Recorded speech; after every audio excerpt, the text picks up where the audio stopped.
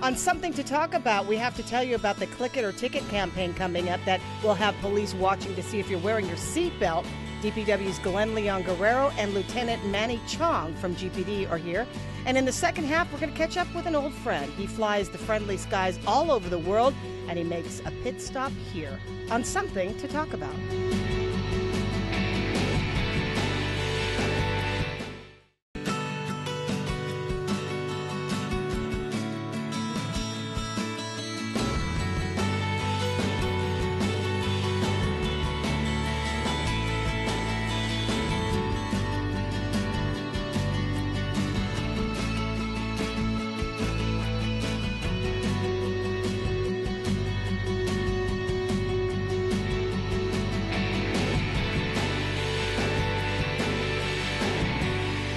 And welcome to King's Restaurant and Something to Talk About. Thank you for joining us. Here we are talking about a great public service. We're glad to have these guys with me on the show today because they're going to give you a lot of warning signs on what to avoid on the roadways coming up here. It is Click It or Ticket month now, is it? Yes. Okay. Lieutenant Manny Chong, you know him from the Guam Police Department Highway Patrol Division. And then Glenn Leon Guerrero from the Department of Public Works.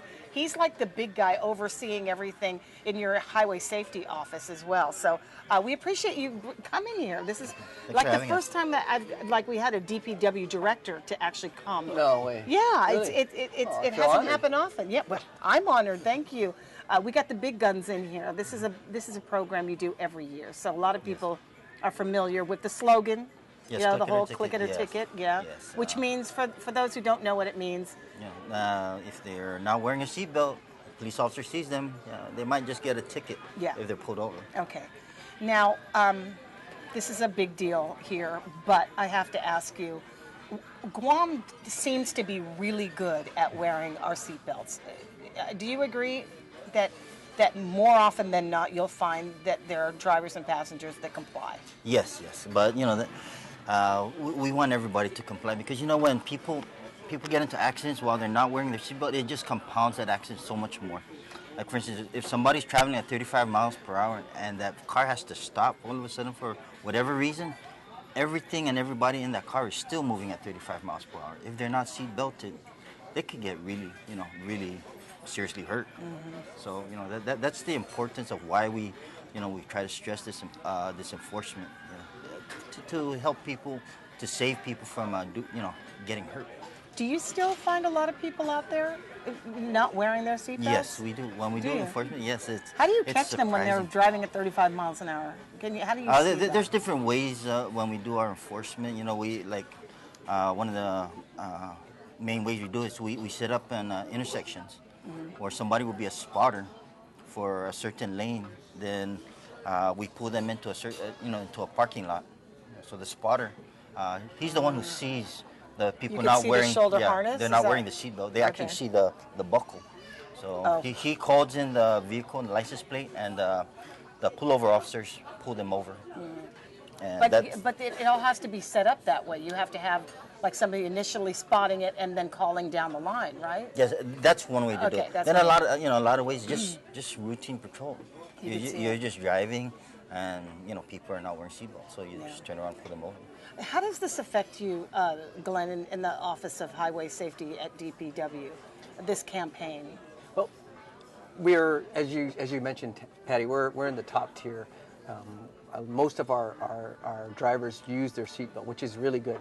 But I really like Lieutenant Chung's passion because if one person loses their life, it's important to us. And so we're not although we've got major accomplishments and DPW, what we will do is we support Manny Chung and the airport and the port authorities, the police force to enforce the Click It or Ticket campaign by having what do you call it? Those checkpoints. Yeah. And so that this is one we're reminding people that they need to put their seatbelts on.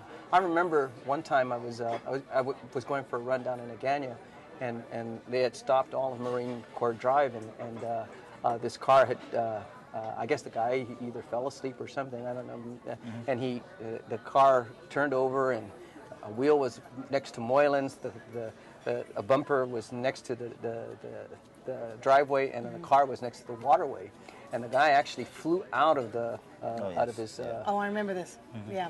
And he lived, but Yeah. but we don't need stuff like that. We don't need to be talking about these horrific incidents, and more importantly, that have passed away because Yeah. of not putting their seatbelt on. So What do your stats tell you about this? Just how the campaign works? well, we're showing up to the 90-91 percentile. So we're in the nation. We're in the upper tiers, like I said. Yeah. But again, I really love Lieutenant Chung's passion. That's nice, but that's not enough. Yeah. One fatality is too many. The fatalities that we've recorded over this past year, are they fatalities where the occupants were not wearing their seatbelts? Let me break it down for 2016. We've had 6 fatal accidents, where 4 of them had occupants not wearing seatbelts. 4, so Passengers or no, the occupants would be either driver or passenger. Okay, so 6 fatalities. 4 of those people died because they weren't wearing their seatbelts. In 2015, we had 9 accidents, 9 fatalities. 2 of those fatalities, people weren't wearing seatbelts. So there sometimes you can't really zero in on the figure because yeah. So fluctuates. sometimes there are other factors that even if you're wearing seatbelts, either people are just driving too fast, or maybe they're drunk, or maybe they got hit by somebody. Okay, but we can prevent a serious accident just by buckling up. If that can be prevented. Just buckle up. Just buckle up. Yes. How much of this is cultural? How much of this is a language barrier, or just a complete ignorance of the law because it doesn't apply to maybe some of our island neighbors who don't have the same kind of campaigns or educational campaigns? Yeah, from the stats that I've gathered with my personnel, it's actually there's no one particular Culture or ethnic group that stands out more than the others. We got a lot of locals, we got a lot of stateside, we got a lot of outer island people that for some reason or another they're not wearing their seatbelts when they get pulled over. So. But that's no different than the numbers of Chamorros or Filipinos. No, everything. They're, like I said, none of the cultures really jump out as this is a problem in this culture. They're not wearing their seatbelts. So, yeah. I just wonder, I don't know, from either one of your experiences, what is it about people who don't wear their seatbelt? What's the psychology? It seems like it's such a natural thing to do when you get into a car. Maybe I'm using myself too much as a standard, but it's such an obvious thing. We've got bells and whistles that go off when you're not wearing them. You have to be either not in an older model car that doesn't have the kind of alert system, but for the most part, every car that has a seatbelt has some warning system telling you to put it on. Do you ignore it for like 20 minutes or something? Yeah, from my perspective, just that 2 seconds or 5 seconds to snap on a seatbelt is too much time for some drivers that don't wear it. That action there, to them, that is not a priority. That's the way I see it. Okay. Sometimes people need to learn the hard way. If they get into an accident, maybe they can start. But that's what we're trying to prevent. Yeah. Okay. We call him Supergirl or Superboy in my family. If you don't wear a seatbelt, and it's like, hey, put on your seatbelt, Supergirl. And they wonder, why are you calling me Supergirl? It's because you don't think that your head's going to go through the windshield if you get into an accident. Right. But on the flip side of that, I've seen a lot of accidents where people who are wearing seatbelts have had injuries because of the seatbelt. How do you justify, or how do you Well, when speed is a factor, it doesn't matter. You can be padded up, you can wear a helmet or whatever, but if you're just driving too fast for your own experience or too fast for the car, you're gonna get hurt. Yeah. Okay, so people just need to drive responsibly. If they drive within the speed limit, or if they drive responsibly and they're buckled up, their passengers are buckled up, if they get into an accident, maybe those injuries wouldn't be so serious, or maybe they wouldn't even get into an accident. Okay. And on the flip side of that too, Patty, I've had several people that have told me hanging upside down, you know, because Yeah. somebody T-boned them. Yeah. I mean, that seatbelt saved them. So they're saved them from some serious injuries. So you know, I mean, you can weigh the difference. The seatbelt is designed for safety, and we should use our whatever safety devices that we have afforded to us. So DPW, aside from, of course, pushing the message to the Office of Highway Safety, you guys kind of bankroll the campaign as well, right? Using federal funds? That's correct. Okay. That's correct. How does that work? You guys have to apply for it every year? Yeah, or? we get an annual subsidy from the National Highway Transportation Safety, and we portion it out for different programs. Seatbelt, click it or ticket is one. You know, occupant protection for like car seats and speed and drunk driving, all that other stuff. Those programs we fund, Okay. we administer. What does it actually pay for then, the funds? The overtime. Overtime. And Okay. car seats. Yeah, is that all part of it? Is that all part of it in this campaign? Click it or ticket is the availability of car seats for those who don't have, or inspection. Is that part of this, or No. is that a whole other TV Yeah, program? Like with us, the federal funds that we're using for Click It or Ticket is for overtime. So Okay. they do the overtime. Strictly the for enforcement. police officers. Yes. Yeah. That's right. Okay. And so, how much overtime do you guys actually accrue? Is it?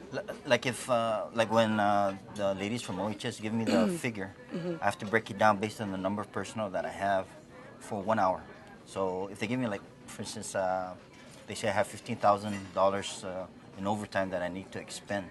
Okay, I break that down by the number of personnel, and that will be around 40, 50 hours.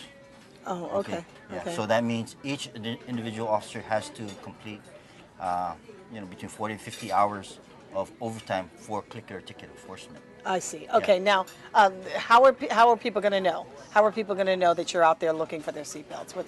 What are they going to see on the roadways? They're probably going to see people coming on the oncoming lane flashing their lights. Okay. Okay. And, you know, to me, you know, if that's... Oh, do you mean the warning signals? Yes. Oh, If I know. that slows people Those are down... the tricks. You're not supposed Yeah. to know those tricks Yeah, of us you know, drivers. but, you know, to me, I don't care. We don't care. Okay. If that's what it takes to slow people down, to get off their cell phones, to buckle up, hey, so, you know, Okay. so be it. So you'll have checkpoints throughout, sporadically Yes. placed in Yes. strategic positions around the island, or just in Well, we try to target the major thoroughfares? traffic areas, Okay. because, you know, it's going to be useless for us to do something on Route 15, even though Route 15 is a very, Yeah. you know, it's a deadly road. Right. Okay, but the volume of traffic doesn't really, you know, So we we're don't talk- capture the largest amount of people. Okay, so we're talking like Marine Corps Drive, Yes, basically, yes, Route yeah, 16, that yeah. sort of thing. Yeah, because All you right. get more impact Yeah. for our buck by hitting these high traffic areas. Yeah, it's intimidating driving up on one of those. There's all sorts of things to make sure you're not doing when you Yes. coming up on one of those. Okay, remember this face, because that might be one of the faces that you're going to see on the roadway. Glenn, you're not going to be out there doing it, but you're the guy who's back in the plan. I appreciate right. it. Thanks a We lot for appreciate coming. Thank you, man. It's always good to talk to you, and It's I'm so always good to glad talk to you. that we have the opportunity. Yes. We have got another segment of an interesting person to talk to. We're coming back. Something to talk about. All right, night, me.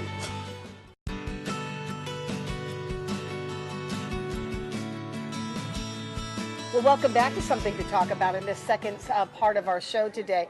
We're going to catch up with a friend of ours, and maybe a friend of a lot of people. And maybe if you're not a friend, you might have seen him in any of your travels. I don't know. His name is Matthew Materney, or Matt Materney. He's born and raised bred on Guam, and has moved along to other great challenges. He sees the world through the United Airlines lens, so that's pretty cool. Yeah. But you come back to Guam a lot and often, yeah? I try to come back as often as possible. Yeah. Well, it doesn't hurt that you can fly on an airplane with ease to get over here. Well, that helps. Yeah. So the frequency is there. Yeah. Where are you headquartered, or where are you flying out of mostly? Where's your home base? So I live in San Francisco, Okay. and I'm based in SFO. Okay. So I don't have a specific route. Yeah. A lot of people ask me, "What is your route?" And I don't have a route. Because if you follow him on Facebook, you know he doesn't have a route. It's like one day you see him going here, and another time he's going there. Yeah. You fly abroad, and then you fly these domestic routes, or you fly these international routes between Guam and stuff like that. So Correct. that you got a cool job. You get to meet a lot of people. Do you my run God. into a lot of Chamorros on the flights? I do, Yeah. I do, and it's very refreshing to run into these Chamorros, whether they're going to Europe or they're going to Guam, because of course you expect to see a Chamorro when you're going to Hawaii or Yeah. Narita or Guam because it's en route, but it's more refreshing when I'm not expecting it. You So- guys seek each other out, like you all know your Chamorro. Is that how that usually Kinda, goes? or Yeah. when you know the last name or something. Yes, or sometimes people wear their Chamorro Pride shirts and Oh. they advertise that they're from Guam. So Yeah. I always say, "Hey, I know who you are." How is it? Well, I don't How know. has it been living away from Guam after so many years living here in your lifetime? Well, I will never change the way I was born and raised. My childhood and my upbringing is something that I take a lot of pride in, and I'll never forget where I've come from, and that's why I try to come back as often as possible. But being away from the island certainly has helped me appreciate that even a lot deeper. Yeah. Yeah. It's interesting because a lot of people say that they Yes. have a great appreciation stepping outside from a different perspective and being here and living the life. Do you feel like that there's a time in your life, maybe after retirement or something, because you've got a great job, that this might be a place that you'll still call home, or that you would settle down? This will always be home. And right now, I've actually thought of it recently. And I think if I were to retire, this is certainly an option. I'm just loving my life right now. I'm loving my job. I do my best not to take for granted what gift I have. I Yeah. mean, I have a love for travel, and I have a love for people, and I get paid to do that. All of that, yeah. I is almost cool. feel like I don't work sometimes, Yeah. but it certainly is work. But to answer your question, I don't know if I'll. If Yeah. I Well, you're know if still I- young enough. Yeah. Well. Yeah. Sure. in the You know, horizon. Guam has changed so much. We were, I was riding around with Cerise, Cerise, Yeah. and we were driving out of the Hilton one morning, early morning on Mother's Day. It was early, like 8 o'clock in the morning. And then in the park at Ipao Beach, I saw all these old folks doing Tai Chi. And I went, wow, we've arrived. You know Yeah. what I mean? We do Tai Chi in the park like they do in San Francisco and New York and Yeah. other places in California. Tai Chi in the Yes. park, it's like such a cool, hip thing to do, and Guam is That's now great. hip enough to do When Tai I was Chi in the here, park. we didn't have anything like that. Yeah, so we that's didn't have very. it. So, and there's so many things have changed since Yeah. you've been here the last. I will say that I met Matt because we were church rats.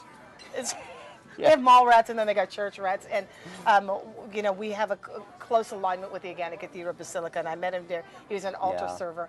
That whole area now is almost unrecognizable. I know. I was. That was in our Aga- playground for a while, right? I was in Agania yesterday, and I was just kind of like running errands and just visiting people and stuff. And then all of a sudden, I turn a corner, and there's this huge building museum. called a museum, and I kind of miss Skinner Plaza. Yeah. Oh, I know. Yeah. the Is Skinner there Pla- anywhere like a Skinner Plaza anywhere near? Well, the only thing, Paseo. I'm sorry, the Plaza de España. There's nothing like a strip sort of park like that. No. Yeah. But I think it was. Don't get me wrong. The museum. Oh, yeah, Don't mean to cut you off, yeah. but the museum is great. It's Yeah. beautiful. I'm glad we have something like that. I think it's just that Skinner Plaza seemed like to be the most obvious place because that whole area was underutilized. Yeah. For a while there, and I think that's probably what made them make the decision. That plaza was like a homeless refuge, the whole stage area. Mm-hmm. You could find the homeless would settle there all the time. Oh, okay. So there wasn't really used for anything other. It was once used as the terminal bus stop for all of the private or public Right. or the public schools or private schools. Sorry, but for the most part, it was underutilized. So. It is kind of refreshing to see like the vibrant part of that. Yes, yes, taking on a absolutely. whole new life as Absolutely. a museum. But Yeah.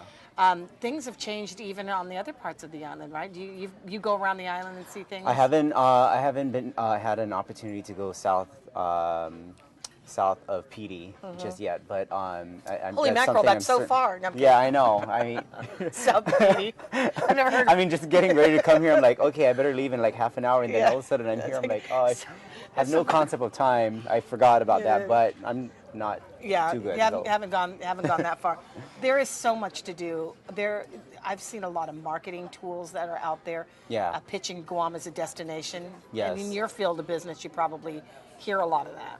Yeah, That you know, some of my flying partners lay over, obviously, in Tuman, and I met up with some of the crew the other night, and I said, oh my gosh, I wish you guys had a longer layover. They're here for like 2 days. But if they had a longer layover, I'd be more than happy to take them Yeah. to the non-touristy part of the island so that they can actually see what Guam really is, Yeah. you know, because everything is all tourist, it's Yeah. pitched towards tourism. Yeah.